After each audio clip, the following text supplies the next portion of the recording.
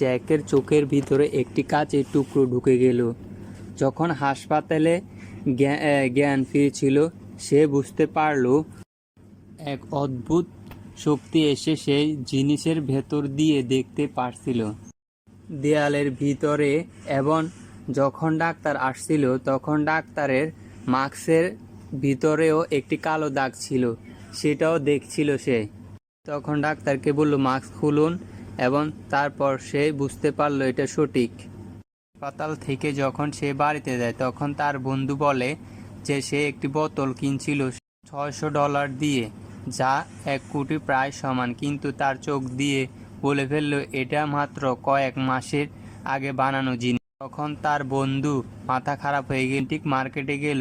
যখন প্রথম জনকে দেখলো, বলল আমার সময় নেই, এখান থেকে চলে যাও, এখান থেকে চলে যাও। এরপর দ্বিতীয় জনকে দেখালো, বলল $5 দিবে মাত্র। তখন তারা চলে যাওয়ার পর তখন জ্যাকের চোখ লাগলো তার হাতে একটি পুরানো বোতলের উপর।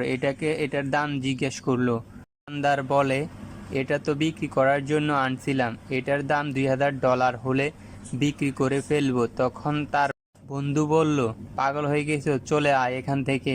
তখন দোকানদার দেখলো যে চলে যাচ্ছে। তারপর দোকানদার ডাক দেওয়ার পর বলল, নিয়ে যাও, $600 দিলেই হবে। তারপর তারা দাঁড়িয়ে পড়ার পর এটা কেনার জন্য টাকা উনি লোকের প্রেমিকা এটা দেখে পছন্দ করে ফেললো। তার স্বামী বলল, আমি এটা $10,000 দিয়ে কিনবো।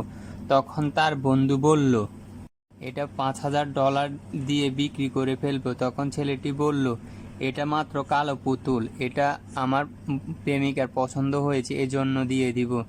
তখন জ্যাক বলল যে এটা কালো নয়, এটা হলো লাল। তখন এদের মধ্যে রং নিয়ে একটু কারাকারি হয়। তখন চলে আসে তারা এটা পরীক্ষা করার জন্য। আমরা দেখতে পারি তারপর একজন বিশেষজ্ঞ বিজ্ঞানী কাছে।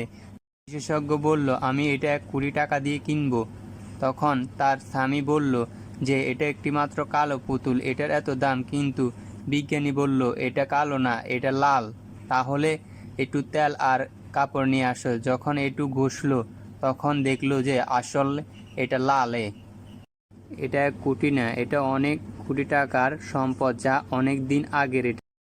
তখন দোকানদার বলল, আমি $6,000 দিব। কিন্তু ছেলেটি বলল, আমি $10,000 দিয়ে বলছি কিনবো, আর তুমি $6,000 দিয়ে কিনবা, এটা কি কথা হলো? তখন দোকানদার বলল, আমি পারবো না, চলে যাই। স্বামী দিকে তাকিয়ে বলল, 2 কোটি টাকা দিয়ে কিনে নাও। এরপর কিনে নেওয়ার পর